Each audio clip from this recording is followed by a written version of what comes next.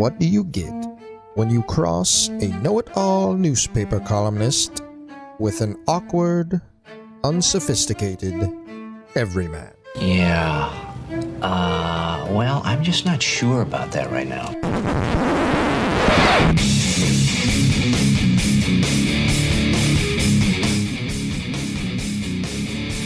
Welcome to Couch and the Rube. Welcome to Couch and the Rube, presented as always by our friends at Pure Options Precision Crafted Cannabis. Pure Options, in conjunction with the Michigan Institute for Contemporary Art, is hosting the Michigan Funk Fest this Saturday, October 12th, 1 to 8 p.m. at their Frandor location. 21 and over, consumption event, musical guests. Should be a fantastic event, like their other events there. You can go to micharts.org/funkfest, micharts.org/funkfest, or just go to pureoptions.com and get your tickets for $15 to the Michigan Funk Fest this Saturday, 1 to 8 p.m. Good Saturday to do it. Bye week for Michigan State football.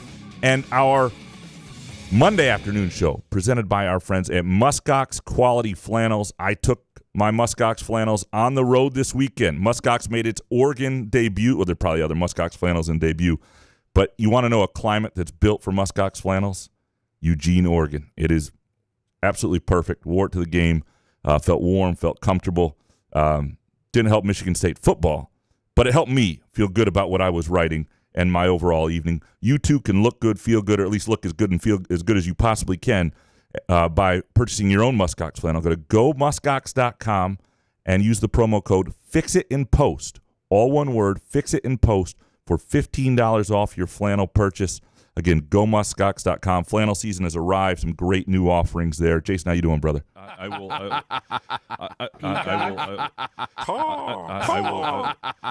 love that Solari laugh. I do it walking around the house on Saturdays. What's up, buddy? I had a great time staying with Solari and oh, and yeah. Maddie. How was the Airbnb? It was fantastic. I forgot about that. I recommend it. I mean, hotels are out. You know, like this is not Airbnb. This was through Marriott still. It's like Marriott Homes and Villas, so a little different than just using it. I know people have all sorts of issues with Airbnbs. This comes with a different level of guarantee. But yeah, you get in late, you drink wine, you chat, you're up late, and then you sleep in, and you're in Oregon. It's great. We had a good time. And what was the young lady's name? I'm sorry, Madeline Kenny. Yeah, Madeline Kenny. So can we get her on Wednesday to see what her perspective and yeah, would she be honest now? Was she drinking a glass of? All three of you were just drinking a glass of wine. This would be an excellent week to have her on. You know why? Yeah, because this is her last week on the beat, so to speak, and that was her last. That's her last road game. You and Solari. Yeah, love it. All right, and she's moved to New York and is there now. So yeah, get out of here. I think she's still working technically this week, but yeah, we could have her on Wednesday. So then she could give her honest opinion without on everything she fear learned. Of blowback. 1 year hanging out with me and Solari in the MSU beat. What she thinks of Izzo, what she thinks of all these. But yes, I think that's a good idea. Maybe that's and your soccer parlays. I see your soccer parlay that hit. That people are tweeting out. And then I see one of the legs is minus 607. But what did it come out to? Plus even money. I know. It's even money. Dude, come on. It's just the Harry. It's like it reminds me of Harry's parlays when he's trying to shake it off. And you see these minus 600 legs. And sometimes you just need to win. Man. You just need to win sometimes. Get on the board. That's what it's absolutely about. Should be a good show today. Should it? Yeah, I don't know. I hope so. We've got our hot takes and yours that we're going to dig into. I think this is just going to be a 2-show week. It's a bye week. I'm going to Marquette Thursday, so I think we'll do probably Wednesday night. Yeah. Hell yeah. Bye week. I'm out. Yeah, we'll do some Twitter questions, and I got Les Mis on Tuesday night. It's a big week. God. I had planned to do a Les Mis tailgate, and every time I wanted – it'll never happen. I just couldn't put it together. It's just so – this is the wrong time of year for it. Did you even start to put it together? I realized like a week and a half ago that I wasn't going to have time to do it. Just a week and a half ago. Yeah, it was like because I held off on buying tickets for a while because I was like, what night and how do you? And then when the Marquette trip happened, it forced me to either go Tuesday or Wednesday, and it sort of changed the dynamic of trying to put something like that together. So it's unfortunate. It wasn't. We're going to get lats out there. Yeah, it was going to be big. Oh, there's been a lot. It would have been great. Groovy donuts, bring them in. You know, it would have been unbelievable. There are lots softest tailgate ever. There are lots of disappointed people. We'd have a giant red flag. We'd be waving. You know, singing "One Day More." It would have been outstanding. We'll save that for maybe Hamilton or some other occasion. All right. Do we want to dig into these hot takes? Absolutely. We want to go first? Absolutely. All right. I was thinking that we need to get rid of the hot take show. Okay. I think we need to change it. Okay. Because over the weekend, between Michigan State and the Tigers, the hot takes were pouring in from people that I respect, and I was just like, what are we doing? What are we talking? I'm like Kirk Herbstreit. What are we doing? Anyway, what were we expecting, Michigan State fans, from this Oregon game?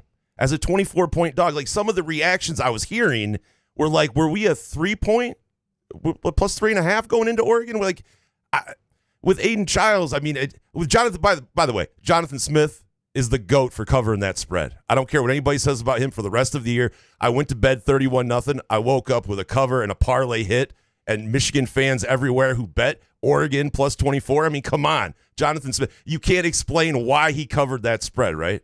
But I'm just saying, as far as the hot takes go, can we just have like, I don't know how we would redo it, but I just think that we're a part of the problem. We're asking for hot takes, and people think they just have to fire hot takes at us. Well, so like I'm looking at Fart Soup and Craig Robinson, who I love, and these guys are great. But their overreactions are just kind of stunning to me. And I'm trying to find, and like, in the first half, I did see that the defense was tackling in space and playing hard, and maybe for the whole game they weren't, but I'm just trying to find, maybe I'm a soft belly 45-year-old guy now, but I'm just trying to find some sort of positive instead of attack. So, this is ass. So we have the pure options baked take. We have the bonus take. We have the hot takes. Maybe we come through with a muskox flannel measured comfortable take. You know what I mean? Like, but I don't want to make it douchey. I mean, like, you know what I mean? It doesn't have to be hot. Like, can we just say one thing you enjoyed from the weekend, one thing you hated, or something? Right? I'm totally up for this. And two things. One, you and I ought to talk about this. But secondly, I would be up for suggestions from people who listen to the show. There may be people who hate this show. Be like, it's time for a change sometimes. You never know. Like, I love doing the show. I do not want to stop doing the show. But I just feel like, are we just asking out of our listeners just to give us the hottest bullshit? Like, even if you don't believe it. Well, I don't like that all the time. I think people believe this. Some, sure, absolutely. There's passionate fans, and you get excited. Like Matt C., I love his passion, but it's like every time you turn a corner, it's like, Aidan Chiles, he's ass. You got to get him out of the game. Jonathan Smith, I don't think this is the guy. It's like, the over-under for the season wins before the season was like 3 and a hook, 4 and a hook, and we were like, hammer it, meaning we were going to get to 6. We're not, all of a sudden we have the mentality like we're a fucking playoff team, and it bothers me. Like, why can't we just sit there and show the progressions of what this team could be maybe next year? It's a tough schedule that they have to go through, and they're playing tough teams. I just think that they're showing fight, especially on the defense. So I'm with you on this. First of all, this show, the hot takes idea began with Halo Sport as a sponsor, and that's the reason we did this. So that's how rest long in peace, Halo Sport. Yeah, that's how long that thing goes back. And so maybe it is time for a change. I want to continue to give our listeners voice. I think that's an important part of the show. But I want passionate hot take. Like, if you have it, yeah. But maybe we reconfigure. So we would take suggestions. If you have suggestions for what would make a more interesting show, abandon the hot takes altogether, reconfigure how we interact, what we call for, best part of the weekend, worst part of the weekend. Or tell Rube to shut up and, keep doing it. I don't care. If we want to keep doing it. I just was seeing, like I said, I've always said, like, who do you respect? And you hear their takes, and it's just like, okay, what are we doing? Well, there's no question. But shout out Jonathan Smith for covering that spread. And I want to piggyback on something you said about the schedule. Because, like, first of all, this was, for Michigan State, a disappointing weekend. It was disappointing in this. It was much more disappointing than the Ohio State game because of the way it looked after that first drive. And the way you had, you just spent the week saying, boy, if they could just cut down on turnovers, and then right away you get to the goal line after a 4th and 2, and you get 44 yards, and Aidan Chiles unnecessarily coughs it up on first down. Like, it ain't even like 4th down late in the game trying to make a play. You're like, it's first down. Throw the freaking ball away.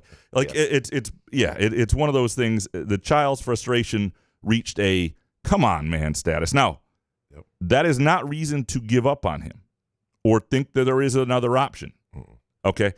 And I know some people may disagree with that, but there are a lot of coaches in college football, most college coaches in college football, maybe even Oregon's coach, Dan Lanning, in college football, who would trade their quarterback for Aidan Chiles. Okay?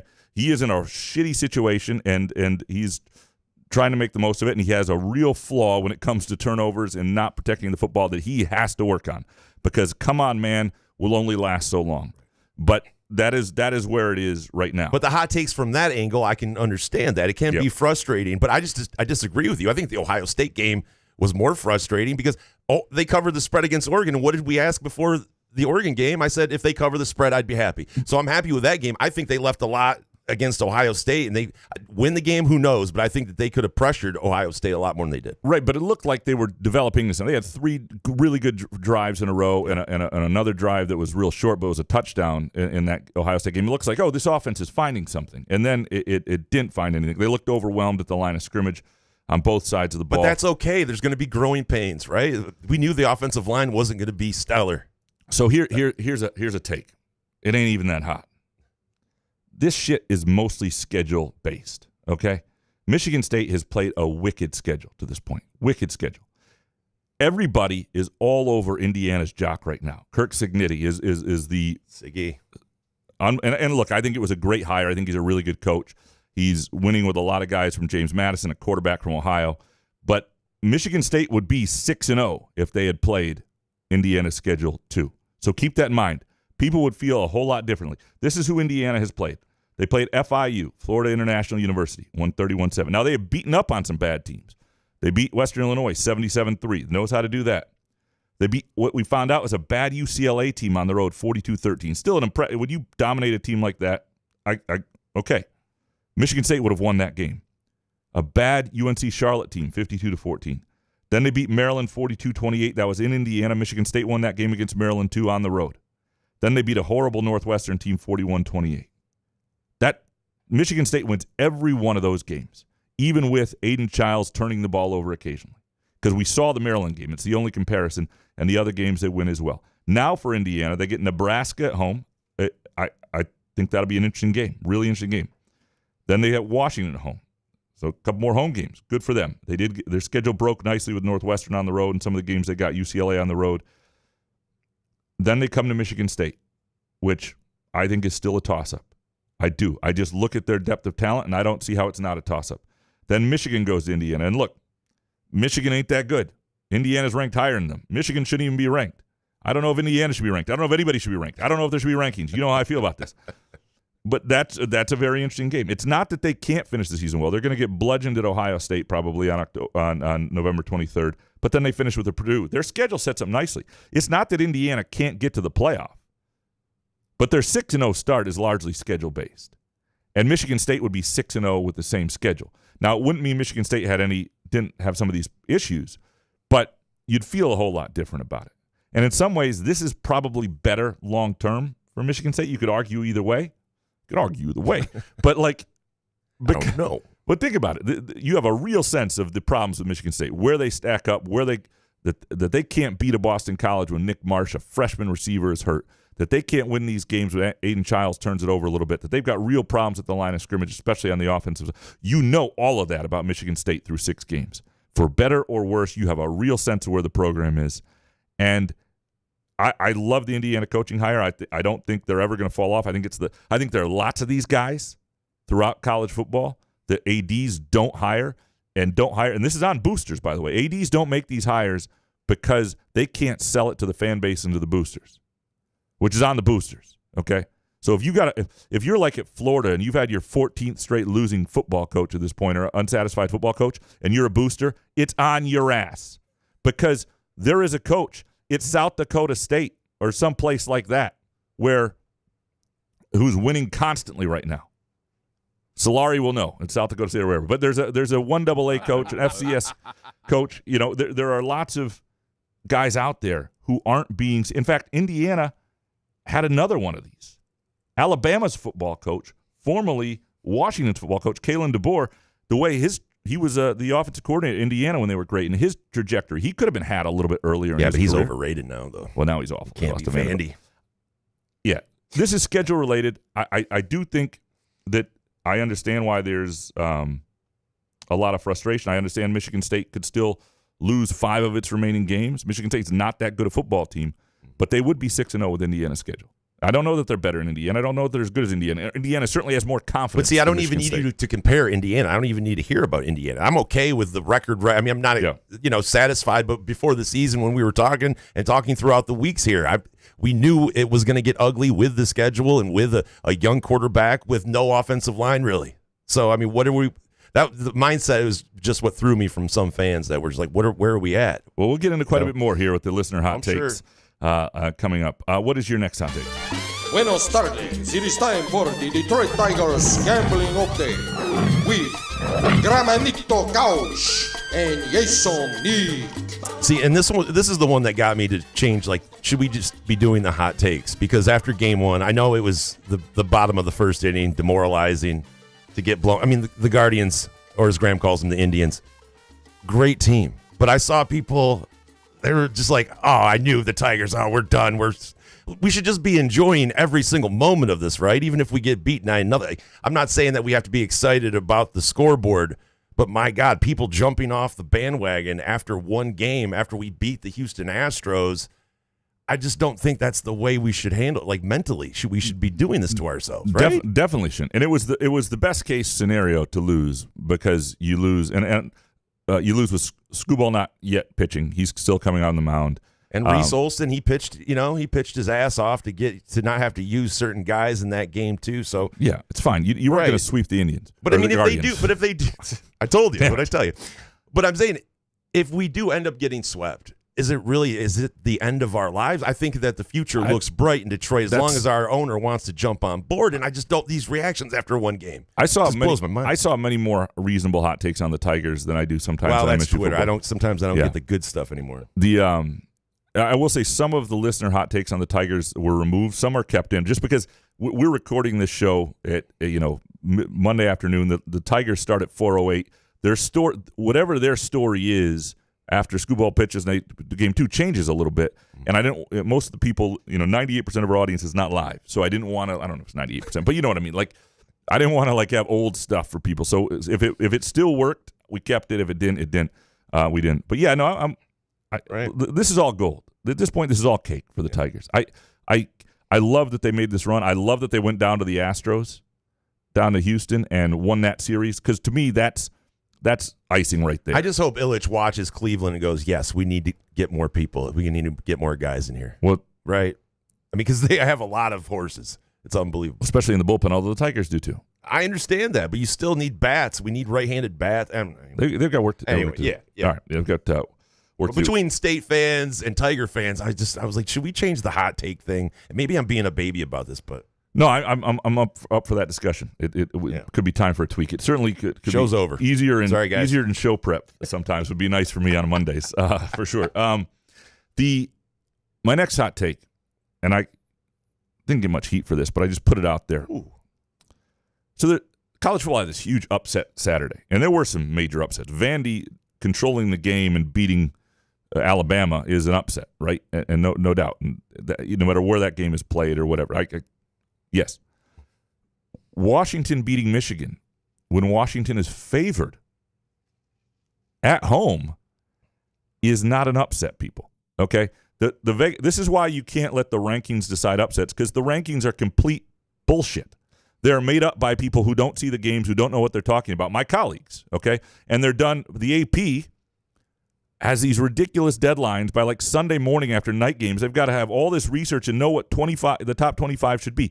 It's total ass. It's irresponsible to use in a story, to reference anywhere. It's irresponsible to use them in any form or to consider them at all as something that should be part of our vernacular. The idea that Michigan was 12 last week, for anybody who had seen Michigan play, and this is not knocking Michigan's program. Michigan just won a national title. Michigan just proved it on the field. Now, I understand there will be the cheating argument and stuff, but what we have seen on the field this year was not anywhere near close to the 12th team in the country. There have to be teams better than that.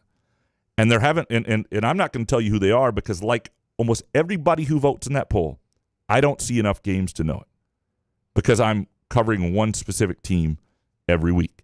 I've given this take before, but it's time to stop listening to that narrative that there are all these upsets. If a team is favored in their home, it is not an upset. It's what was supposed to happen. So let's just. But that's a lot of public betting, though, too, right? Yeah, and all that stuff. There's a lot of stuff to work through with this, and look, you do have to consider that pretty much every national championship before 2014 should be wiped away. Michigan State's got crap in their football building that says national champions 1957 when they didn't even win the Big Ten. It's all bullshit. Back then, the games weren't even on TV. Like Ebling would hear about stuff via like a telegram, and then he would do his vote. Like they knew even less. Nobody knew anything. Telegram. And we celebrate these. All of it was crap. Now it can just be entertainment. That's fine, but let's just understand that that's all it is. And you shouldn't react based on, oh my God, what an upset! Look how many ranked teams they played. Look who's deciding what's ranked. They know shit. They don't know anything. If you and me, Jason, without watching it, judge the Westminster Dog Show, Kennel Show, or whatever it's called, we would be just as accurate as the AP voters setting the rankings. That's it. Yeah. So again, I can vote for a dog. It's not an upset if the Vegas line doesn't say it's an upset. It's an upset if it's a huge point spread. I mean, Vanderbilt was an upset. Mm-hmm. There are upsets. I'm not saying there aren't upsets. That's a big upset, yeah. There are upsets. Like USC losing to Minnesota, even though USC's got its struggles, they were an 8-point favorite. That's an upset. Yep. Michigan, as an underdog, losing on the road in Seattle is not an upset. Probably shouldn't have stormed the field either. But I'm just saying. They did, yeah. Let's get that through. All right, what's your last hot take?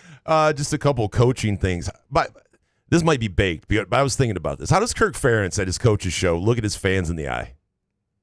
Like with that offense. Like if you talk about your offense in front of people and look out there for fans that travel and do all of these things and spend all of this money. And I know everybody loves Kirk Ferentz and all this stuff because he wins 9 games or 10 games, but you had to deal with the Brian Ferentz era too, and now you're just I just don't know when, as an Iowa fan, you just get sick and tired of his shit. And by the way, Sean McDermott, did you see the Bills-Texans ending yesterday? When it was in overtime, the Bills were at their own 4-yard line, and was it OT? I forget. It was the end of the fourth quarter, and they were just throwing deep balls. No, it was in overtime, excuse me. And they got, the Texans have Fairbairn, and all of a sudden they throw, the Bills throw 3 deep passes and then punt to the 50, and then Houston all of a sudden just throws a little dump pass and kicks a field goal, gets out of there. Is Sean McDermott on the high? I mean, is that a fireable offense after the game? People were all about him a couple weeks ago. I don't know. But there's been questions about him in years past about. I mean, is that the McDermott game where you go, I've seen enough from this head coach? It just seems like a boneheaded. Like I know that you were trying to move the ball. He's not calling the plays. Yeah, but you're the head coach. Yeah, that's true. Right? And you're taking heat. You've taken heat of not putting this team over the edge. I just don't. I know we all say fire these coaches, but damn, I don't know what it would take. The NFL, and this is sort of along these lines, was wild yesterday. But it was also wild, and I think in a really good way for the Lions. You start to realize the 49ers blow that to the Cardinals, and you start to think about common opponents and, tiebreakers and all that stuff. Like, you look at the way the Seahawks, just didn't show up against the Giants, who looked really good. Another team that after they played us, and then terrible. The Giants looked amazingly good somehow. Daniel Jones, I've never seen him look better. Yeah. And you just look around the league at all the stuff that's just sort of wacky that's going on. If the Lions, I know they lost a game, and I know the Vikings are undefeated, but you see some stuff with the Vikings even at quarterback where you go, like if the Lions can just sort of stay the course and be solid, they got a real shot at this 1 seed. They do, because there's so much craziness around them. It's a core foundation, man. Grit. If they can beat Dallas on the road this coming week, I think this is a really interesting game because Dallas all of a sudden has some life to them, played a really smart game, had a great drive at the end. They're going to be feeling good about themselves after the way that ended in Pittsburgh. CeeDee Lamb and Dak hate each other now. Yeah, I'm not saying they're not a perfect team. The Lions should be better than the Cowboys. It's still on the road. It's still a difficult game, but you're coming off a bye. If they go down there, because hold on, give me some Hoff for 1 second. Off.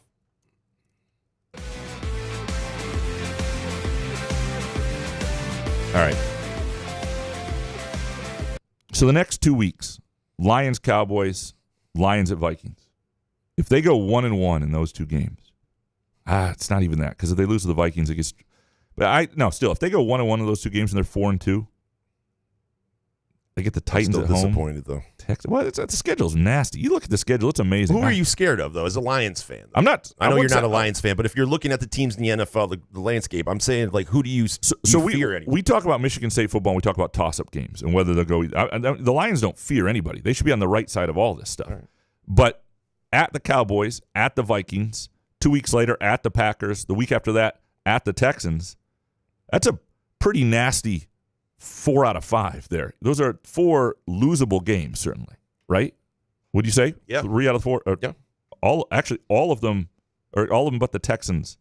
No, all of them. It's the NFL. You never know. All of them on the road. Holy shit! Go Put either the schedule way. together. Yeah, it's. I don't know where this hot take was going to go because I had a different place and I looked at the schedule.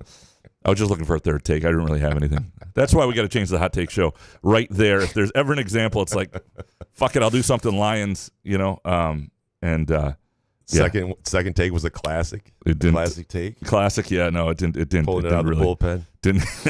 Didn't. It didn't really hit at all. See, your take should have been we should end the hot take show. Yeah, that's fair. If you're still listening to the show, by the way, God bless you. Yeah, and you probably have some Pure Options in your system right now. But if you don't, go to pureoptions.com, find the location nearest you. And again, there's a great Pure Perks loyalty program that tailors your experience just for you. They have an app with discount deals when you download it. It's fantastic. And they have all sorts of concerts and events. If you go to pureoptions.com and click on events for the latest one, including the Funk Fest this weekend, 1 to 8 at their Frandor. So can I ask you before we get started, though, Yeah. the Jonathan Smith, the covering, the kicking the field goal, I mean, what are your thoughts about that?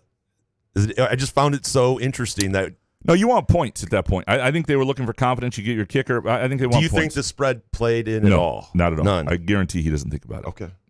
Just wondering. Yeah. All right. You ready? Eric Schultz up first. We're going to learn a lot about Jonathan Smith this back half. State's got 5 perceived toss-up games, 3 of them at home. If you can't win 2 of those and take care of business versus Purdue, there will be reason for concern. Yeah, I mean, this is when, I wrote this column a little bit the other night. This is when a great coaching staff can separate itself a little bit because it shouldn't be overwhelming talent. Getting beat by teams that you can't compete with at the line of scrimmage to some degree, like Ohio State and Oregon, is understandable. The only toss-up game they've lost so far was at Boston College. They won the other toss-up game, which was at Maryland. And so how do you do now when you start to see more and more of these? I think Iowa is a very legitimate toss-up game. Look what just happened to them against Ohio State. Look who they are as an offense. They're not going to run away from Michigan State. Maybe a little more seasoned at the line of scrimmage, but not going to run away from Michigan State. Look at Michigan. You cannot tell me right now that that's not a toss-up game for Michigan State. And if you want to all of a sudden change the way people, and not change the way people think about you, I don't think people are down on Jonathan Smith. If you want to all of a sudden elevate the way people think about you and the potential, if you beat Michigan in year 1, and I know Mel Tucker did it too, and people are going to go like, what did that ultimately lead to? But at the time, people love Mel Tucker for it, and it's still a damn good way to create some great vibes, and it would put you a long way towards a bowl game.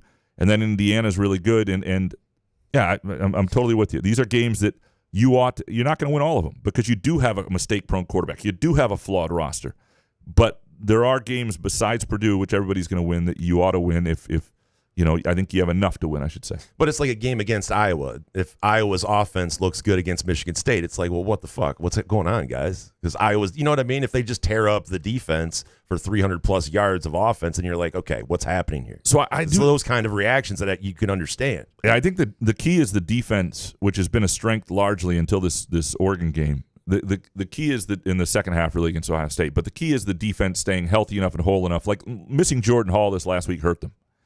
And, we saw in 2021 when they had that great offense for a while, and then they lost one receiver, and then the defense got so beat up. They go to Purdue, and that went badly. And, they need to keep that defense intact to give them a shot. You get into November, if you don't have the depth, things start to go haywire. That group, if that group is the group that we saw for the first, 4 weeks, 4.5 weeks even, they'll be okay. That group will keep them in these games, but that group needs to be healthy enough. Eric Larson next. MSU football will finish with 4 wins. Outside of Purdue, every other team is better than this mistake-prone squad. And bonus, the Tigers have broken the starting pitcher mold forever. Bullpen starts will become far more frequent going forward. The next Sabermetrics baseball revolution. I don't know. You got to have the guys, though. Yeah. The Federers, they don't grow on trees. And you got to have, it was, Tampa Bay tried this starting 6 years ago, and it hasn't completely taken over baseball, and they were very successful. So it's all about, if you have a bullpen like they have, or the Guardians have, got that name right, you got a chance to do, I do think what it does is it makes you rethink the idea of a 4th starter or 5th starter, like guys who aren't very good starting over a really good bullpen. I think you'd still rather have several good starters and not tax your bullpen and not have to do that. Like, the idea isn't, I mean, you're not going to have 3 Tarek Skubals, but like if you have a Flaherty and a Skubal, you're going to start Flaherty. If you can get 2 more Flahertys and a Skubal at least, then I agree. Like, on the back end of your bullpen, I mean, look what they pulled Kenta Maeda from the starting rotation and said, we're going to do this instead. Casey Mize, same deal, right? But you have to have a lot of guys that want to buy into that too, and you got to have a bullpen that can stand up to it. You know, I think the other thing is, and I know that late in the year, and this is part of the reason they won, they played this sort of, you know, win every game mentality, and you're going into that. They never gave up on games. I think to do what you're saying, and I think it still makes some sense, you've got to have a guy. I don't care if he's a AAA dude. You want to have him on the major league roster, sort of like a bullpen catcher. But you have to have a pitcher who, when the game gets away from you, you don't waste any of your other bullpen guys. Occasionally you're going to find yourself down 7-1 in the 4th inning. And when that happens, hey, man, you got the next 5. You know, it doesn't matter what the score is. We're not wasting tomorrow on today. But, no, I think certainly this is if it worked throughout the playoffs and the Tigers were able to get something really special done, it would be even more something that would raise some eyebrows. Bo McJunkins, love Aidan Chiles, but even Graham's 6-year-old soccer team knows ball security is important. The he's 19 takes don't fit with the fumbles. Still love the kid and not giving up. And bonus, the bye week is the perfect time for a Stallion story drop. That may actually happen this week. I'm just going to put that out there. It may not be the extent of the story that I wanted to fully do, but when's it coming out? Wednesday. Thursday. Sometime this week. I can't. I don't know. I just got blink twice if it's Thursday. No, I don't know. No, I don't know. I don't actually know. But I shouldn't say any more. I should just say that it's possible it'll be this week. All right. I mean, this is a really measured. This is a Muskox quality take here, right? That's what we have here. And in fact, we'll make this the Muskox take of the day.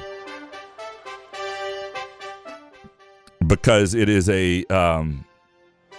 I don't know. I think this is a smart, comfortable, protective take, sort of like a herd of muskox. You know, horns out, butts in, protecting the quarterback. Anyway, fantastic. And by the way, did you tweet out your picture in Oregon with the muskox on? I was wearing a muskox when we shot the Talking Spartans video. I did not do that. Christ, I know man. it's bad. Just one picture posted on a couch in the room. Well, it's there. It's there's a video that like 30,000 people saw. So there's that. Ooh. Yeah. Oh. Yeah. So there's a video that a lot of people humble brag. Yeah. Big time. 30,000.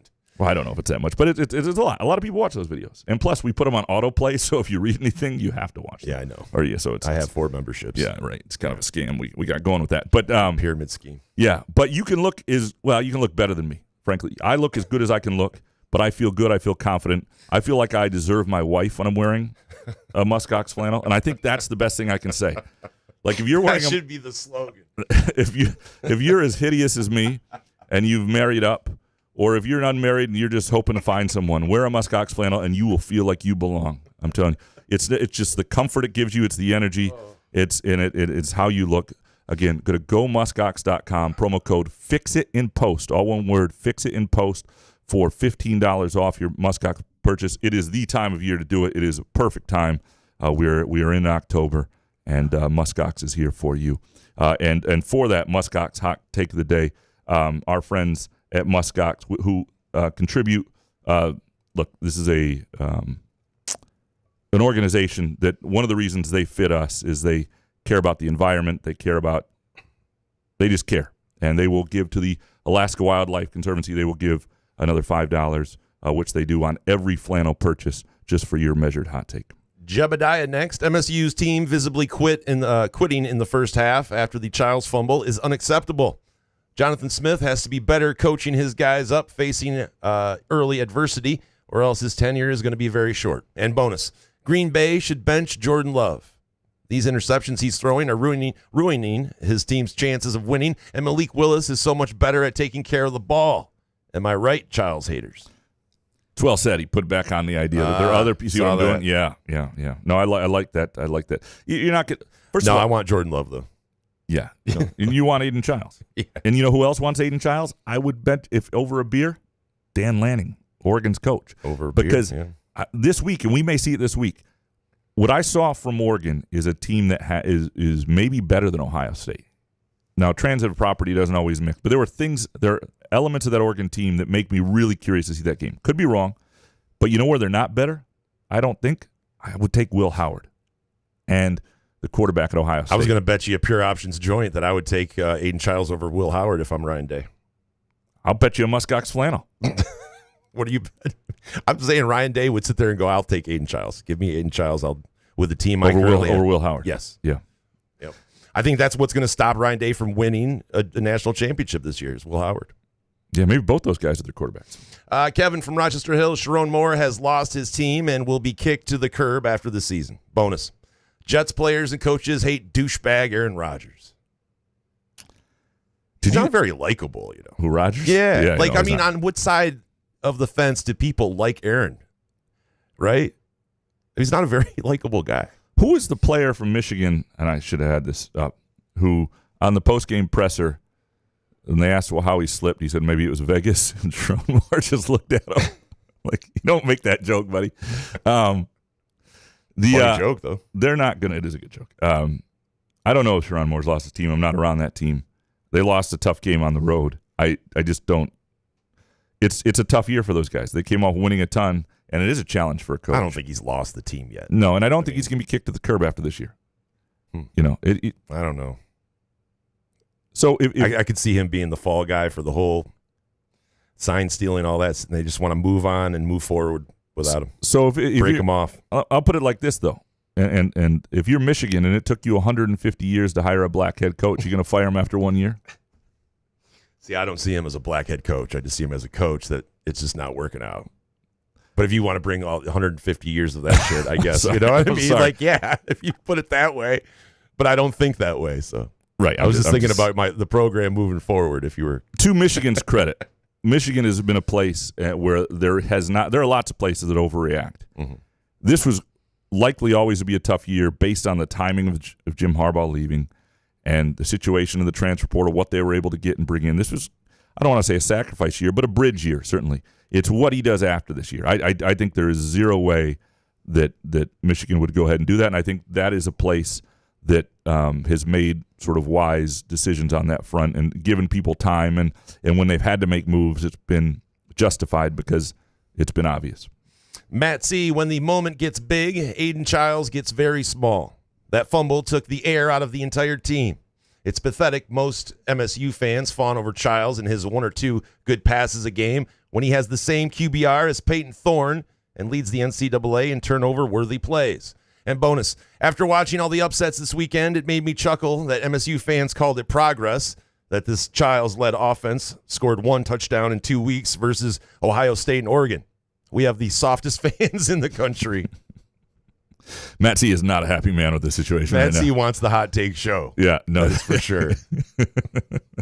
And I understand, but see, like his takes are fine. Like I don't mind reading that. Like I can understand your frustrations with it. And I believe he believes it. Right. And that's the thing. And now I just disagree vehemently that now you can say when the moment gets big, Aidan Chiles gets very small. Here would be my counter to that. At Boston College, it's 3rd and 10. That's a big moment, that play he made, that 11-yard run there when they had to get that. He had some plays when the fourth quarter at Maryland. Moment gets big, 57 yards to Nick Marsh, 76 yards to Nick Marsh. Those are moment big, he got big. So there's a counter to what you're saying here. He has an issue with the turnovers, and that is something he absolutely has to work on. But there's very much a counter to what you're saying here, Matt. G. Quang next. The short-sighted calls to bench Aidan Chiles for Tommy Schuster shows why fans aren't coaches.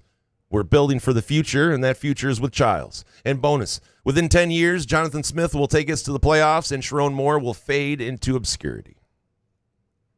It's possible those things will both happen. I'm not going to give up on Sherrone Moore yet, but this is a hot take show, and Jonathan Smith is a more seasoned, proven head coach at this point. So, well, let me ask you. Let's say Sherrone Moore was white. He was Jerry Moore. Okay. Would you fire him? Would you move on after this if you're Michigan? If you're a Michigan fan, I would. No, it's not fair. And somebody should write that.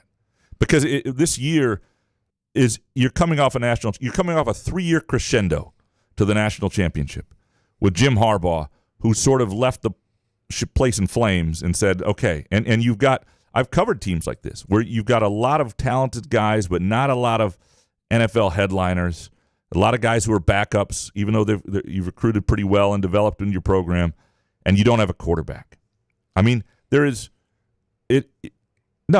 would be completely unfair. And if Michigan did that and I were the next coach, I would be concerned too. Like the fact Michigan is not that type of place. They didn't do it with Brady Hoke for a while. Now, you can argue they hung on too long with Hoke, but they're not going to do it with Moore. And Moore was part of that staff, which gives him some credibility too. And I don't know that he's a good head coach, but he deserves more than this year to prove it. Eric Schreffer next. Biggest disappointment for Michigan is not the quarterbacks. It's the porous D. Wink should go back to hosting tic-tac-toe. And Bake Take, MSU has no turnovers next game. Probably the two-hearted talking. Yeah, no, it's too many two-hearted. Yeah, Eric. No at this point, you'd bet the over on the one turnover line if it was there for Michigan State. But the good news what is a sweat that would be, though. No turnovers. Oh my gosh, bet that. It's like betting a scoreless draw in soccer. You know, it's yeah, no thanks. There's a better way to make $80. Nestle's Quick Hotel. In an ideal situation, Aidan Chiles would be the backup to a more experienced quarterback, and we'd be chanting Chiles' name whenever that guy threw a pick. Two things can be true. He's the best option MSU has, and he's not ready for prime time. Same goes for a lot of players on this team. And bonus Bake Take, if the crowd doesn't shudder and say, oh, in unison, that's not targeting. The hits this rule were meant to prevent would get that kind of reaction. If you have to look for targeting by breaking down a replay like the Zapruder film, then that's not targeting. Yeah, nothing that's not targeting, obviously. I believe targeting should have something to do with intent and launching and all that stuff. It cannot be with contact with the helmet. I mean, the helmet it's on your head. I don't really know what you're supposed to do. It's on your head. Yeah, I don't know if they would have gotten Chiles if they had a more experienced quarterback and he was going to be a backup, though. That's going to be the hard thing about this transfer portal situation. Guys don't want to go where they have to sit. Now, maybe for a year, and he's got a pretty – I think he was smart to go to a place like that. But if you're trying to recruit Aidan Chiles, somebody's going to offer him a chance to play right away. And maybe the relationship with Jonathan Smith would have been enough, and maybe that would be ideal. I think there are going to be fewer ideal situations for quarterbacks. And I would look at a guy like what's going on with Arch Manning down at Texas. Right, you don't see panic in that family to leave and be quick about it. You know that family because they have $1 billion, but they also know what it takes to be a quarterback. You know, I mean, they've got but they have $1 billion. They also have $1 billion, so you can sit behind Quinn Ewers. Still, that's not why it's. I think they believe this is what's best, and most parents don't have that pedigree. MCV Aidan Chiles can say "my bad" to his teammates all he wants, but they will lose confidence in him if they think their captain and leader isn't serious about taking care of the football. And bonus, getting a wide receiver out of the portal is more important than a backup quarterback for next season. Yeah, I mean, we'll see what develops within, and obviously Nick Marsh has to be a headliner, but they do, and if you've got Glover and Marsh is continue to develop, that could be a pretty good package. But they also should be able to sell being a receiver for Aidan Chiles, a junior Aidan Chiles in the portal next year. And the question will be, NIL checks for these guys and what the program has and whether they can make those payments. And that's part of what it'll come down to. Although if you're a receiver and you're a big-time receiver and you're trying to make it to the NFL, picking places, it's not just about the money now. It's about picking places that set you up for that. So you have to look at that situation as well. You're not wrong on the look. It doesn't really matter what I say or what Matt C says or anybody about Aidan Chiles. It's about what his teammates think. If he does lose the confidence and faith of them at some point, and I'm sure there is some frustration when he fumbles here and there, that's all that matters. Scott, you still see 6 wins for MSU. Get healthy and better over and ball security over the bye week. The next 4 games are the most crucial of the season and determine so much. Chiles and Marsh win us a game by their talent alone. Yeah, I mean, I'm going to do a piece at some point. I was thinking about it early this week, sometime in the next week on the win probability of each game that's left. Just going through them one by one, right? Oh, we could go either way. We could go either way by week, but I'll put a percentage and I'll explain why and all that sort of stuff. And because the question is, can they win 3 out of 6 when all their toughest games are behind them? Their 2 toughest games are behind them because Michigan is not that anymore. They're a toss-up. They've fallen into the toss-up category, which is actually helpful. Not much has broken well for them on this schedule. Indiana probably being better than people anticipated. Illinois being a feisty club, although I'm not quite sure why people thought Illinois was going to suck this year. That was like the 3rd year under Bielema. Because of Bielema, that's why. It didn't make much sense to me. Anyway, I like Bielema as a coach. I don't. Yeah. He's been a good coach. I do think 6 wins is still, very much in the cards and very possible. Coach Z next. Spartan football ceiling is 4 wins. Apparently Michigan is still boring, but terrible without the dudes that were good at cheating. MSU hockey is the real deal, which is good because this will be year 5 of MSU hoops being the most talked about irrelevant team in sports. I don't know if these were 3 different takes, but they all work together. Team. Yeah. Wow. MSU hoops is going to be fun to watch and fun to watch develop, at least for a while. And you're right. If all of a sudden it's like, oh, they're not good enough, people will be upset. But I do think just having so much turnover and guys that I think it's and we've talked about this over the summer, a team that people will be less frustrated by, fewer punchable face is the wrong word, but you know what I mean. It's the people that frustrate you. It's He's the got a stupid-looking face. It's the Raymar Morgan look. You've seen it. It's the A.J. Hogard look. We all know the look. And then it's the doing certain things over and over that, I'm not saying there are no people on that team people will get frustrated with, but younger players with more upside at certain positions, like, Xavier Booker, not a naturally frustrating guy, right? And I think that helps. So I think basketball will be an enjoyable season for It's people. mostly guys that have talent that you expect that should be playing better. Or It's not really like you want to punch them in the face. It's just like, damn, dude, you're more talented than what you're portraying here, right? Yeah, they're veterans who just don't take a step or whatever. I think that's what made frustrating. last year hard, and they've been around for a long time. And this is a lot of new pieces, new guys, or at least guys in new roles. And I think people are really anticipating it. You may be right. It may not go great. We'll see. Jarrett next. Aidan Chiles is better than Will Howard and Dylan Gabriel. The fact that Gabriel is a leader in the Heisman is laughable. Yeah, the quarterback thing again is another. What it's like the AP voters, the Heisman voters. I mean, if Travis Hunter doesn't win the Heisman Trophy this year, then we should stop the Heisman Trophy because there are very few. First hot takes, then the Heisman. I mean, we're just getting rid of everything. Get rid of the AP. Get rid of about 100 years. 2 of out of national 3 of those champions. I'm down with. Yeah, absolutely.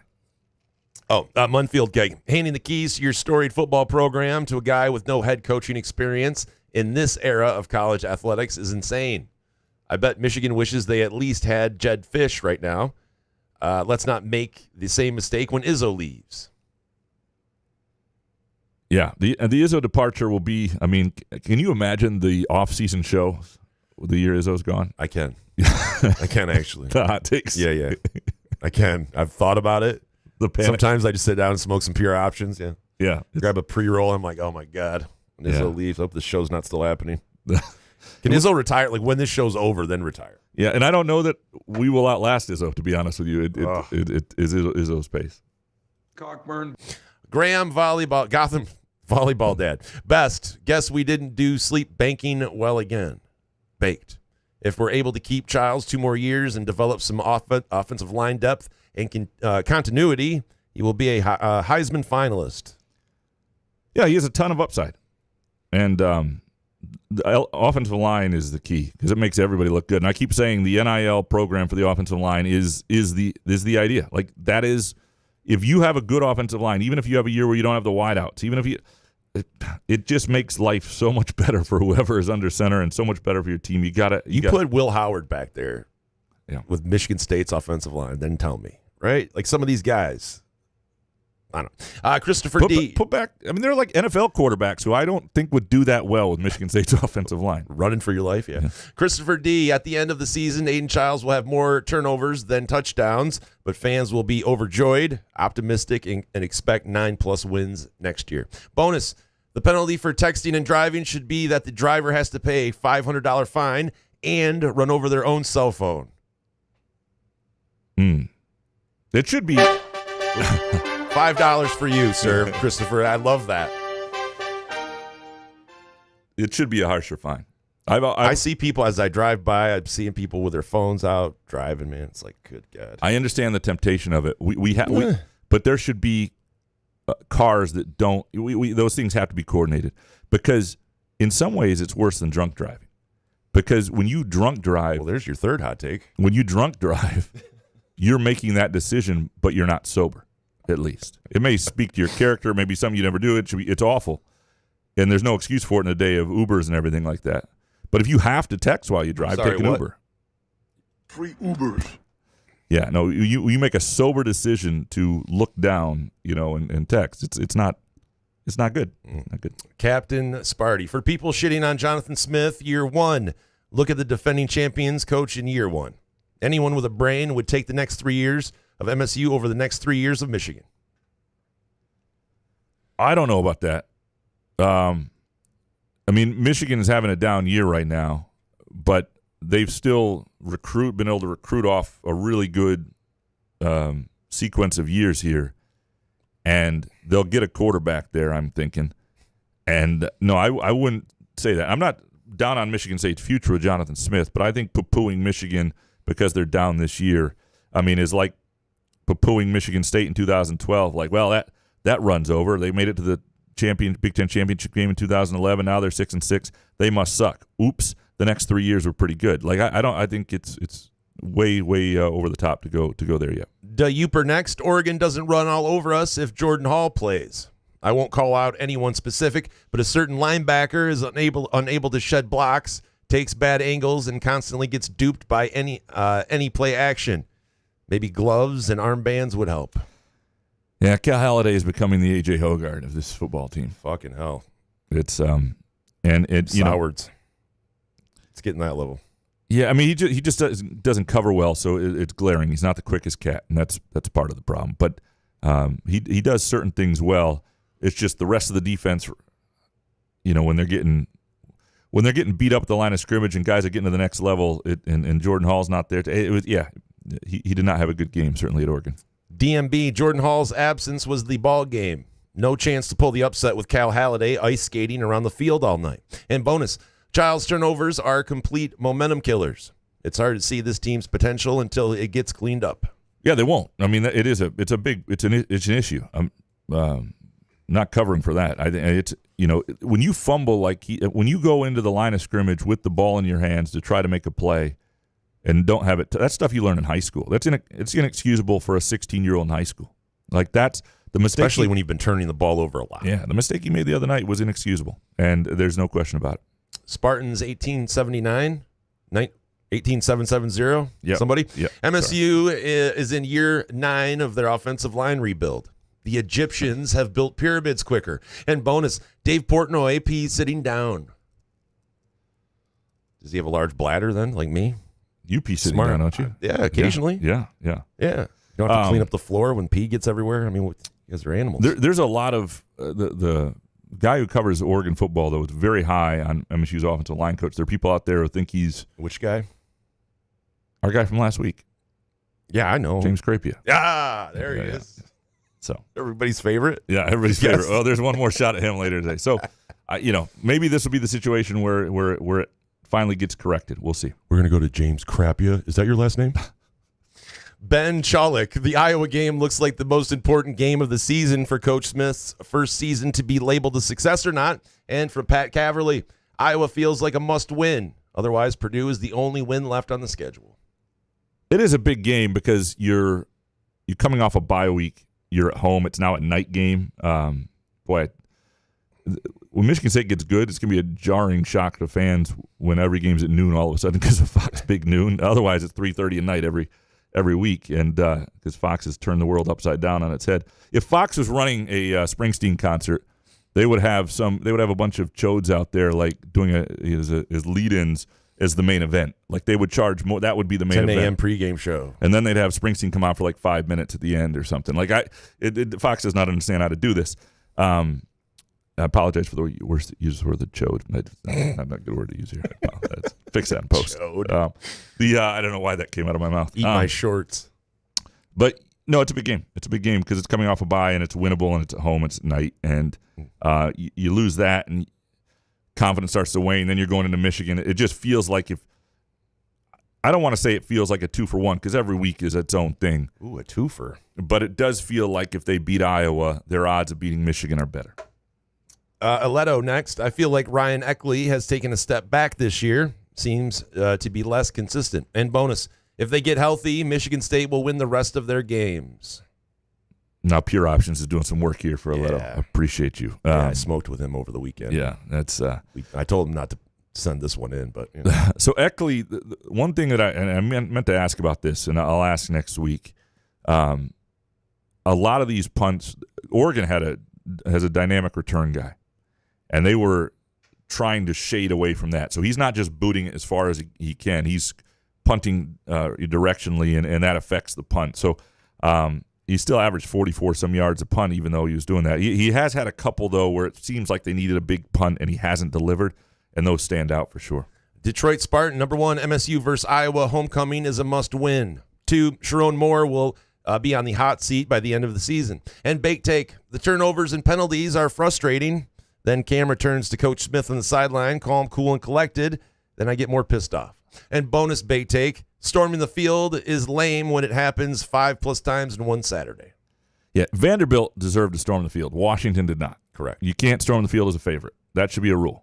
Like, that should be like, they should have, like, security people out there with clubs beating the students if they try to because it's not good. It's not good for your reputation. Do the as a students university. understand what storming the field means, though? I know. It's not or good. they're just doing it because we won, right?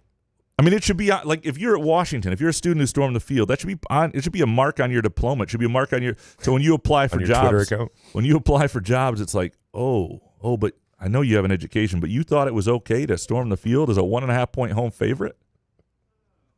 That's not cool. Do you storm the field? Like, when's the next game you storm the field? Right. So if you're Michigan, someone comes into town. If you're Michigan State, there's no storm fielding opportunities the rest of the way this year. I'm okay with that. If they'd beaten Ohio State, that was a storm fielding. Sure, but there's no storm fielding. But I guess that would feel right if they beat Ohio State. Yeah. They're right? Like you just automatically, Vanderbilt took the goalpost out of the stadium, marched down Broadway, and then threw them in the river. Like there will never be another better night in Vanderbilt history. Yeah, absolutely. I mean that was 100% deserved. Washington should be on your diploma that you screwed that up. Ricky White, number 4. Next, our wedding anniversary is this weekend. Les Mis tailgate with the couches. I'm telling you, this is where I would do it if I was in town. If it could have been like a Thursday night, and we could have if we weren't going up to Marquette early. It's our place. Michigan State decided to have the game up there this year, so I'm going up for a few days with my wife. It's the bye week, and I apologize. Yeah, I mean, Izzo should have thought about that. Like, even Tuesday night, there's a Pistons-Suns preseason game. We're going to Les Mis. Like, Pistons Suns can get the fuck out of town. Like, what are we doing? Somebody, please guard somebody. It's Les Mis week. But yeah, no, I way to stand firm on that. Yeah, I would. A preseason basketball game. Yeah, I would happily do that. I wish we could have made that work this week. By the way, I do want to go back to something Detroit Spartans said with, this is the first complaint about the calm, cool demeanor of Jonathan Smith that we've heard. There's a lot of, you remember the Jim Caldwell face, those sort of things. There can be faces when things are going wrong and you don't have the right face. It can frustrate people. That's the first time I've heard it. Something to watch. But what kind of face do you need? I don't know. Like, what's the look that? I don't know. A feeling that's gambling related. Professor MSU Hoops is here just in time to save our Spartan souls yet again. Bonus. I've decided who I was voting for a long time ago. I should be able to check a box that I decided and eliminate all political advertising from my television, YouTube, Spotify, etc. My main complaint is that when I respond to these people, I don't get, like, Taylor Swift texts me at least once a day, and I've called. About what? I've called. Well, it's about the election. About the TV shows you watch. No, it's about the election, but I've just tried to invite her to, like, come on the show and hang out, and she never gets back. So if these people are not going to text from their real numbers, I think that's the issue. If you're going to text people about the election, do it from your actual cell phone, so we have contact information. Tyler, while it may seem so far away, these 49ers and other top NFC losses right now are great for the Lions. Did you steal one of your takes from Tyler? I did not. Did you really? I did not. Holy shit, unbelievable. I did not tell Tyler, I'm sorry.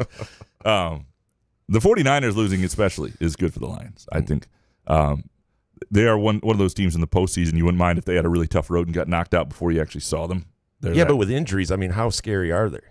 No, they're not right Fred now. Warner scares the shit out of me, but like if you don't have McCaffrey, but question for you, and I know they play the Vikings. Are you scared of the Vikings at all? Not No. scared, but are you concerned about the Vikings at all yet? Well, yeah, when you're 5-0 and you're playing really well on defense, but you still have Sam Darnold. Yeah. And Sam Darnold's going to Sam Darnold, so He almost Sam Darnold this past week. I understand.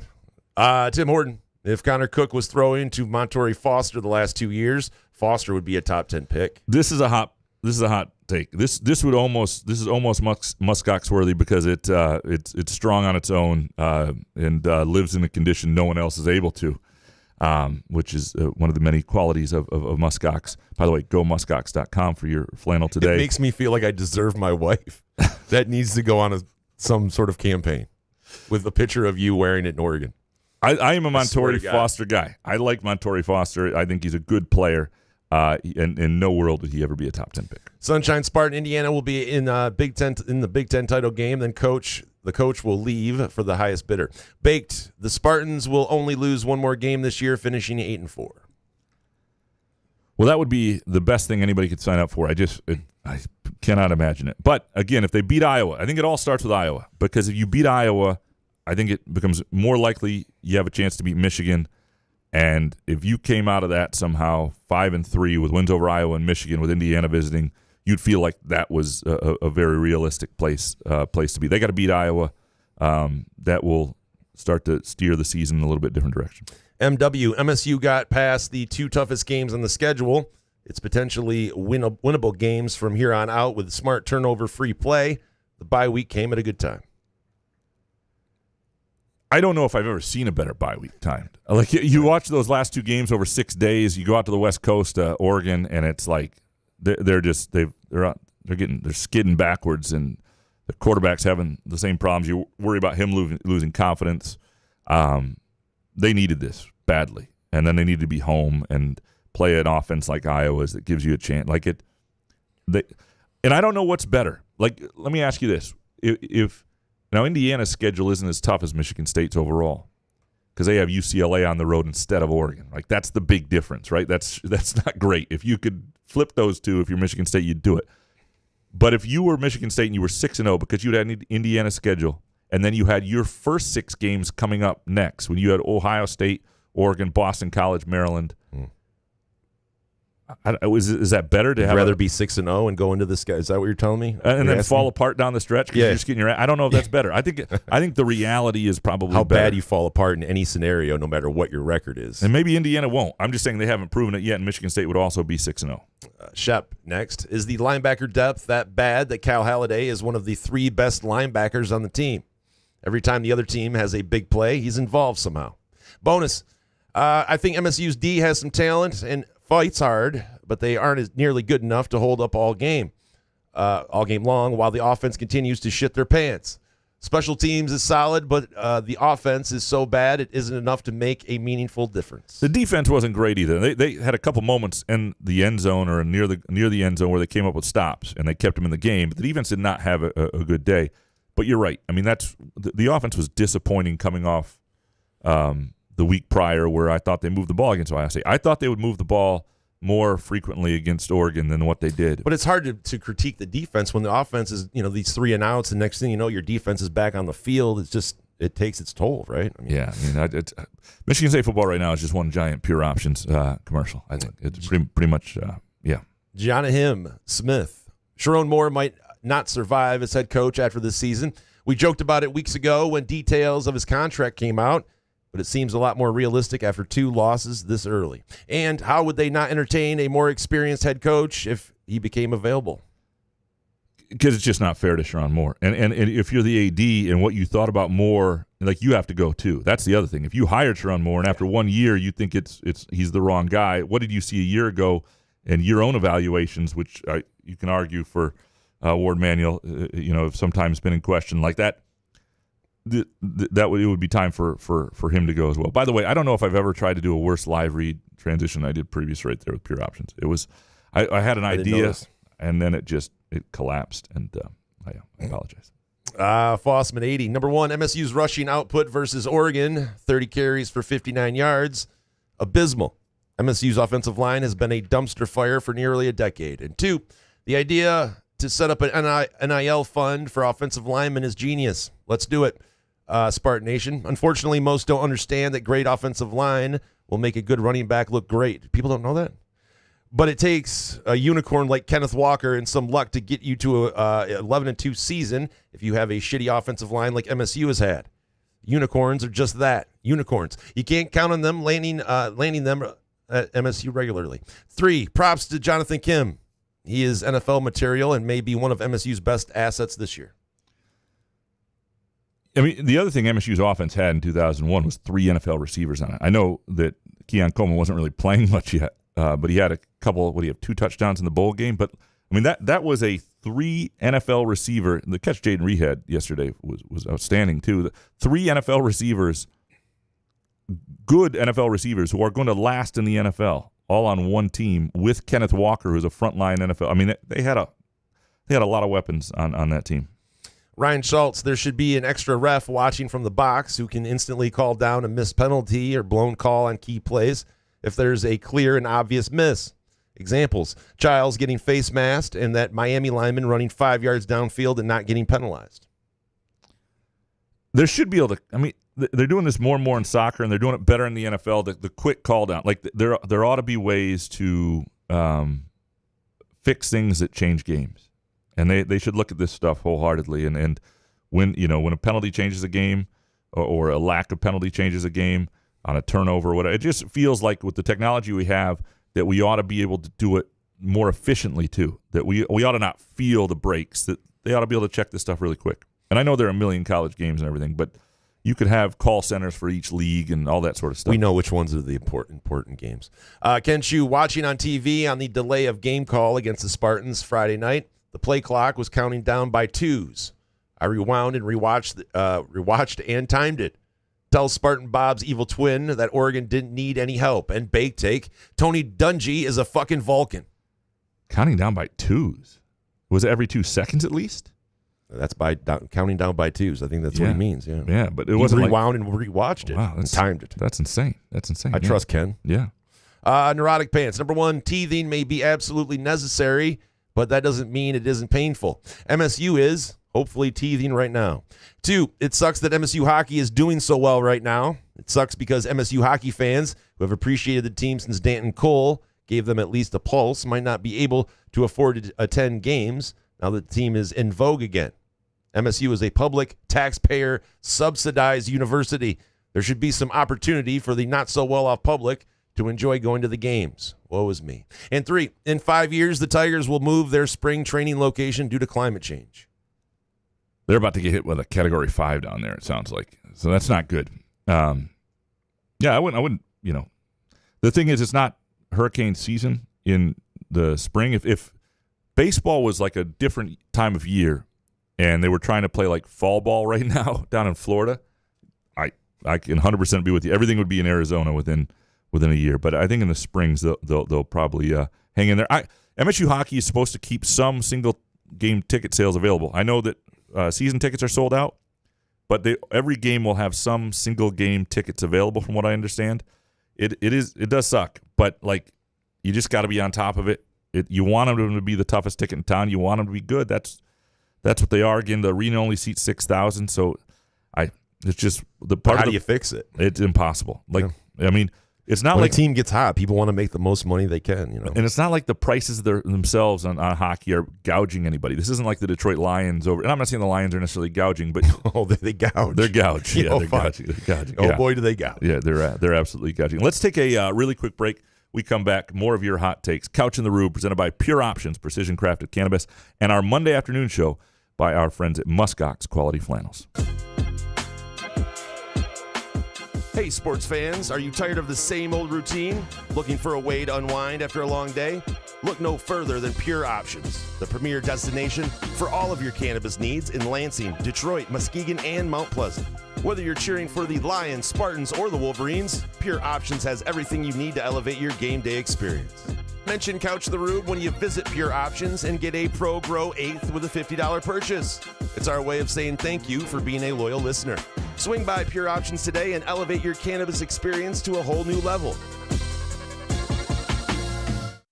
Firekeeper's online casino and sportsbook is the site to play from your phone, tablet, or laptop.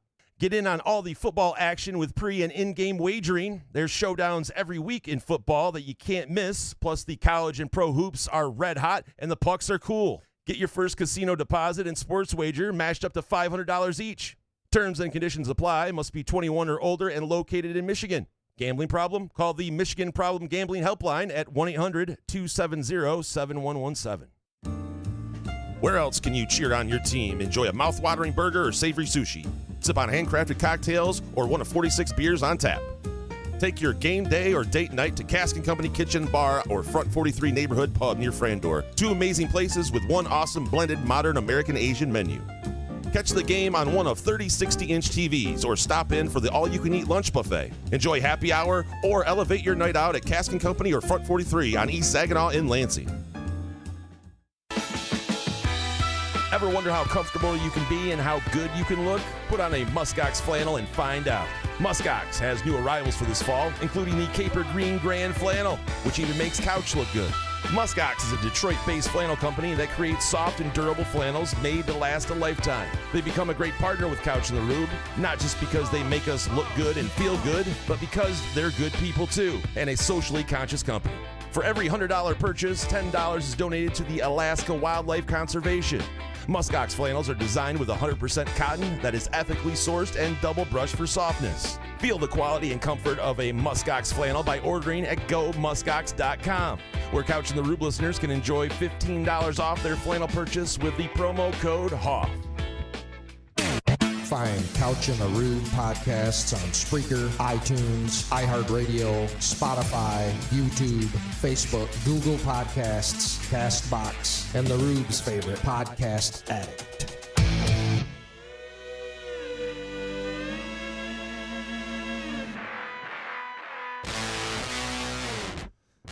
Couch and the Rube, presented by our friends at Pure Options, precision crafted cannabis. We'll fix that in post.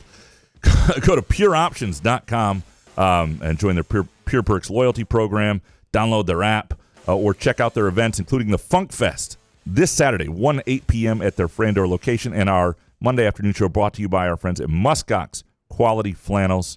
Go to gomuskox.com and look at their outstanding offerings, including some new arrivals. And you can use the promo code FIXITINPOST, all one word, FIXITINPOST, for $15 off your flannel purchase. Sports Guy 1919, all of these highly ranked teams losing is going to cause mass chaos at the end of the season when selecting the first 12-team playoff. Of course, the SEC bias will be alive and well. Incoming 3-loss SEC playoff team. And eventually there's going to be 14 teams, right? And so I think you will start to see 3-loss teams. And the Big Ten and SEC are wanting like guaranteed 4 teams in there. There's a lot of greed going on. No way. Can't believe it. C-Dubs 91, number 1. I repeat my drunken tweet Friday night.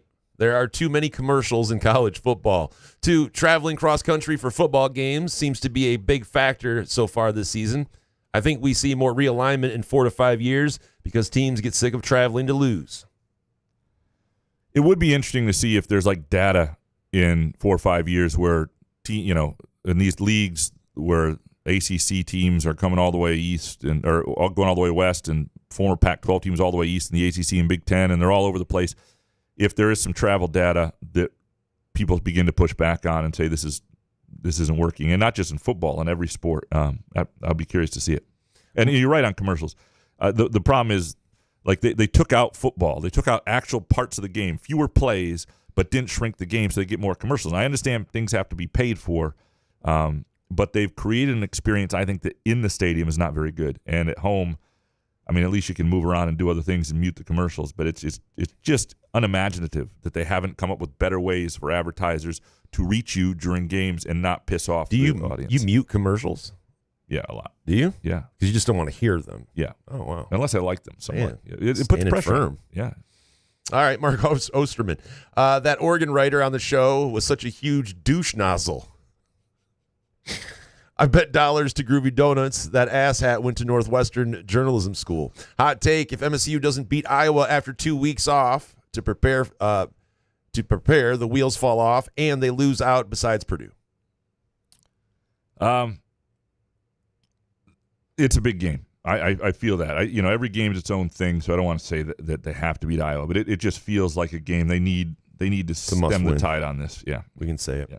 Peasy, after one preseason game, I'm already willing to say JB Bickerstaff is a massive upgrade over Monty Williams. And bonus, international breaks are ass. I'm with you here on the international breaks. We got another one. There's another one next month. Like every month, we take a week off watching good club football for bullshit international breaks. I would happily have the World Cup disappear forever if we never had another international break. Even though I love the World Cup, but it'd be worth it to not deal with this.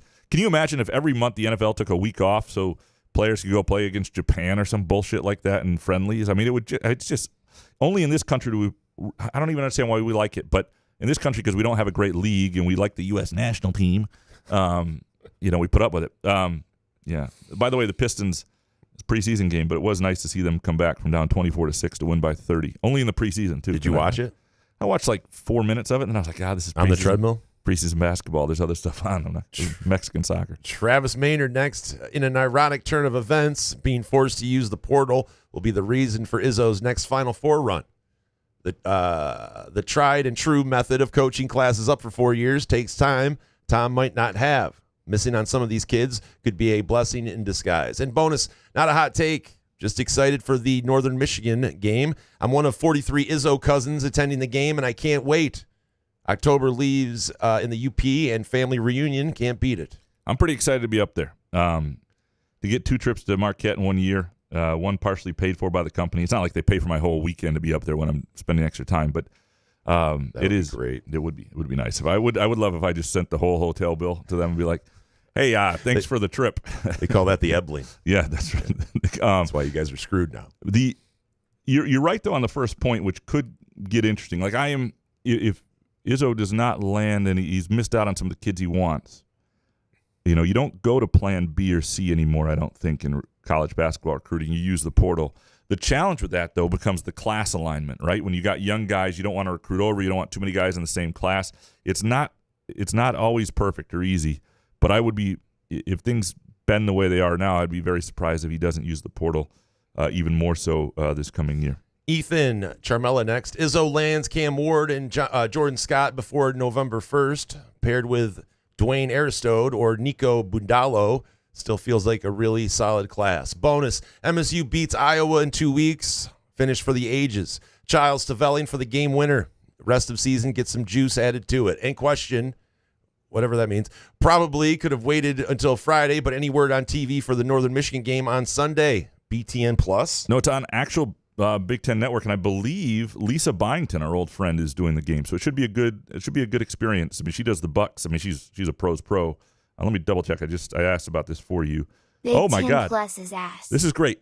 At the Superior Dome, Lisa Byington and Bill Raftery doing the game for BTN. So that should be Sunday afternoon. The Lions game, I believe, is at 4:00.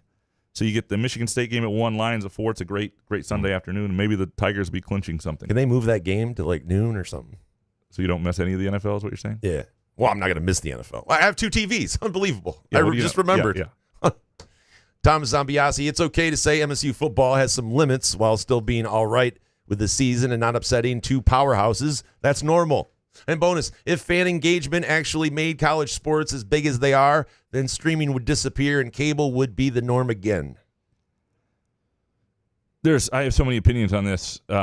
We don't do things that are bright. Like, we do things that are cheap and in the moment sometimes. And cable was best. And for a generation, including our generation, we used our parents' passwords and thought that we were getting a deal. Still do. To some degree. But some places have cut down on that stuff. We had it. It was called cable. We had it, and we blew it. So at this point, we're just going to have to learn how to flip back and forth. We need a remote. Yeah. Jonathan B. The occasional night game used to be cool because of the novelty. Not anymore. I'm craving a regular football Saturday with a noon kickoff. Related, going into Saturday, having already lost on Friday night is ass. The only saving grace was having Jason Benetti on the call. That was kind of fun for people, Dude, from what I heard. Benetti did an NFL game yesterday, too, didn't he? Yeah, the guy works a What ton. the fuck? Yeah. It's incredible. That's why, I know he has that in his Tigers contract that he likes to do other things, but I was like, holy shit. That's why it's such a good deal that they also have Dan Dickerson that they can move over to TV when Benetti does those things. But Well, they got lucky with Benetti, though. Yeah. That was- So what a good. I mean, Shep, good guy. Miss him. 100%. Some dude missed the Friday night football game for a Billy Strings concert. Missed the Saturday baseball game for a wedding. Therefore, I am the linchpin for success. Fear not, as I am back. Baked, 23 of the 26 players on the Tigers playoff roster are white. This is worse than the Izzone. Nothing's worse than the Izzone. The Izzone is someday I'll do that story, but I don't know when. It's just feels a little. A trip to Marquette. Is that white enough for you? No? Fart soup. Couch's soccer takes will become so intolerable that he changes the spelling of his name to Graham, spelled Graeme. Gramey. Bonus, having a cold is ass. It's been a full week. Mega ass. Yeah, I wrote the column in 1996 for the Sexton High School student newspaper that if you come to school sick, you ought to be suspended. Because what would you rather have? Be punched in the face, which comes with a 3-day suspension, or be miserable and sick for a week? I think. But who are these people that want to go to work or school while sick? If you tell me to stay home, all right, deal. Back in the day, you used to have teachers that had all these attendance policies where you don't have to take the final if you show up every week. But that's old school. That stuff's got to go. Yep. It is gone, isn't it? I would think at this point it is. By the way, I have bought into Torquay United Soccer Club, soccer team. I am now part of the Supporters Trust community. I paid to be a partial owner member of that team. It's pretty cool. Couch, you know the game's on at 4, right? Why are you stopping the show for this stupid-ass soccer thing here? What is happening? I'm sorry. How much did you spend? I wanted to – it was like 400 pounds. Or $400, less pounds. So what do you own? I own a share. I don't get a say in like players, but I'm there for like community trust sort of deal. Don't get a say on player for 400. 400, you know? It's not. No, I don't. They don't get a say. They don't. I looked at the amount for. I was like, what does it take for me to say no? I want a different. Do you get a shirt striker. that says you're an owner? I do get some stuff. I get some swag. It's gonna be nice. I'll be wearing. Are you gonna do an unboxing when you get it? Probably. That is a story not worth telling, but told anyway, presented by our friends at Midtown Brewing Company. And if you're thinking about watching the Tigers, day baseball, evening baseball, whenever it may be, great place to go here in downtown Lansing. They've got a great setup. They'll have the Tigers games on the big screen at the bar. Just fantastic.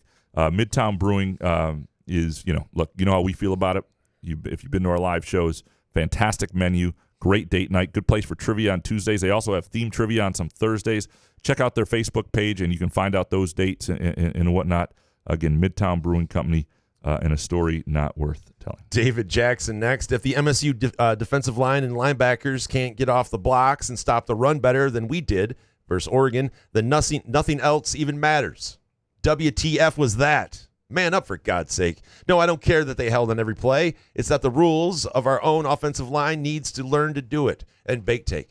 I almost didn't even care how the Tigers got jail sexed on Saturday. Since August, they've been wonderful, and the future is so bright. I feel great. Yeah, we want Scooble to win today and not get swept, but even if he gets shelled, it hardly matters. The roar is restored. There's nothing that can happen in this postseason. I mean, obviously, is this really David Jackson? Yeah. Or did you mislabel this? No, this is David Jackson. All right, Jackson, great take. Go. Great takes from David Jackson. Yeah, he always has good takes, but these are particularly good. Well, you don't have to blow him. I was just saying. I was just wondering if it was. God bless it, man. Love David, but I do think that the World Series would be one thing, but I don't think there's anything that can happen this postseason that'll change the anticipation for next season. People are going to be. It would be a gut punch if we lose today, get blown out. I'm not going to lie. Schoolball on the mound. But would it change how you felt going into April? You'd be excited next April. No, dude. Yeah. I can't believe that we're in the playoffs. Yeah. So I'm ready for next year. And I'm ready. You know what else I'm ready for because of this? And we know they have to do some things this offseason. I'm kind of curious about the hot stove league. I'm the December signings and that I'm into that too. Absolutely. It's amazing to feel so alive again. Kurt Wisniewski, Tiger fans need to relax. This postseason is an unexpected gift. Ask yourself this. On August 15th, did you think that the Tigers were going to be in the playoffs? No. I mean, the beat writer for the Tigers is on his honeymoon in Greece instead of covering the Tigers for the Detroit Free Press. That's how. And at the time, that was smart. Yeah, nobody's blaming him for it. Yeah. I mean, you can't. I mean, it just nobody saw it coming. Nobody saw it coming. Dave Lakin, I believe AJ Hinch is a coaching Jedi master. I was a little disappointed when he brought Jackson Jobe out of the bullpen at Houston and watched him struggle. I now believe he was feeding into his Jobe's psyche. Job will start and win a game against Cleveland. Bonus. There's a new drug on the market for those who become easily agitated when referees make ass calls. The new drug is called Ref Hate, pronounced Ref Haiti. Haiti? The warnings on the drug says it won't stop bad calls, but you won't give a damn. Pure Options is the better choice. Yeah. Anytime you're going to watch any game with college refs, Pure Options is I'm willing to try this other drug out, though. You could crush it up and snort a line. See what happens. See if it helps. Yeah. Therese with her weekend highlights and thoughts presented by Pure Options. Did she write that or did you put that I in? put it in there. Okay. Yeah. Why doesn't Lincoln Riley coach for Nebraska? To witnessed a lady writing a check for $10 at Wolfstock fundraiser. Yes, really. And Eek. Did you put that in? No. Okay. Eek, our friend Sam, which is Michigan Jordan fan's wife, met Kylie Kelsey. Love her. Parentheses. Married to Jason Kelsey, total fangirl. You think I wrote the eek in front of that? I did watch 2 Hallmark movies last night as I was working. You're not above a eek, dude. I'm not above. Come on. It's fair. That's fair. But seriously, a lady wrote a check at a friggin'. I mean, come on. What are we doing still? I know it was out in like St. John's or wherever they were. But why are they writing a check for $10 at an event? I mean, you know what I mean. Like when you go to a grocery store and it's like old grandma, she's got to keep her pocketbook fucking in order. But so what's the story with Kylie Kelsey? Trees loves the Kelseys. Okay. And it's like soccer. It's like, I don't mind if you like it, but then I just hear about it all the fucking time. And I'm like, I get it. You want a scissor lock with Kylie Kelsey. And Therese, I will hear about it all day. Eek. I'm in. Eek. Eek. Jason Akins, 34 years ago. It sounded like the beginning of the Harry Gagnon. Ecola. Oh, now I got to hear it. Yeah. Iguna Yaba Gita Jared Ka. Eek. Jason Akins, 34 years ago, as a freshman at Michigan State, I watched no one beat number 1 when the unranked Spartans beat U of M 28-27. This past Saturday, my daughter got the same experience as a freshman at Vanderbilt as no one beat number 1 again when the Commodores beat Alabama 40-35. Isn't college football great? It is cool. Like if you're a student at Vanderbilt and you got to be at that game, that's an experience for your life. And you'll tell people about it. You were there, and and that should get students to go to more games, right? You never part know, of those things. You never know what's going to happen. That's a cool experience. Glad you got it. Mojo Jojo, Cal got absolutely jobbed by the refs on that targeting call. It was such a bad game. Game-changing call that will lead to A, needing to rethink the rule itself. B, Miami being the most hated team this season since the refs gifted them back-to-back wins. Graham, please elaborate. And Baked, the Cal game day lived up to the hype. Goes to show you should never judge other towns, teams, or fan bases too harshly and enjoy college football for the unadulterated joy that it is. There are lots of great places to go see college football. That's no doubt. And I was surprised by because Cal is not like a bucket list place for me, but they obviously did pretty. It's pretty woke there, though. Woke versus Coke. That was my favorite sign. Yeah, it's a great sign. That's a great. It's a great sign. Yeah, the targeting call. You know, like I didn't watch the game. I heard it was an unbelievable end. I woke up to a million national writers all saying cutesy things about it. Like like people needed to hear from them. But I don't know why I'm so names. Yeah, but it's all of them. Why are you calling out your profession? I'm sorry. You're supposed to be a team player. Fix it in post. Beppe Plum, I used to go to a Mexican grocery store and spoke my best Spanish. I was set up with one of the workers. When we went out, she realized English was my first language and ditched me. I would have made a great green card daddy. Story worth telling? No. Didn't think so. But nonetheless, presented by Midtown Brewing Company, we appreciate the effort, Beppe Plum. That's green fantastic. Card daddy. Baked. College refs are not ass. They are torn ass from being penetrated by a bull taking meth. Prednisone and speed so he can't feel anything, and he just keeps making bad call after bad call as your intestines lay on the ground that someone throws ghost pepper on them level ass. It's kind of wordy for a shirt, but we can work on it. Yeah. Put it everywhere. If you start up above the right nipple and just kind of work your way around, you might have something. Don't get weird. Jake Hawkins, still admire the fight from MSU against a top-tier team, especially ruining it for the bettors at the end. Here's what I'm wondering. Who was responsible for the defensive issues from 2021 to 23? Mel Tucker or Scotty Hazelton? And bonus, upsets galore in college football this past weekend and causing chaos. Love it. Now that Alabama lost, my second favorite college football team, Texas, will probably go all the way and win it all. Big ups to Vanderbilt students for taking the goalpost down Broadway in Nashville. When did Texas become your second favorite team, Jake? That would be my I think question. that his cousin goes there. Oh, really? Or Okay. Someone he knows goes to Texas or something like that. Cool. Very cool. Look, the defensive issues I think were all-encompassing. Tucker was a defensive mind. He coached the DBs for a while himself. He was a former defensive coordinator. He made the coaching hire. He was still the head coach. And it was Hazelton's system, which didn't seem to get the most out of that. Why were you so angry? Like, where's that second team coming from, Jake? Oh, did it sound angry? It sounded like you were a little Jake, accusatory. that's not angry. Jake, that was not angry. You wanted answers like right away. Like it's like Rico Beard being a 49er fan because he watched Joe Montana when he was 10. I was just curious. And lastly, Hans Jurgen. We are now losing games against the big boys 30-something to 10 instead of 40-something to 10. Booyah. F you, Mel Tucker.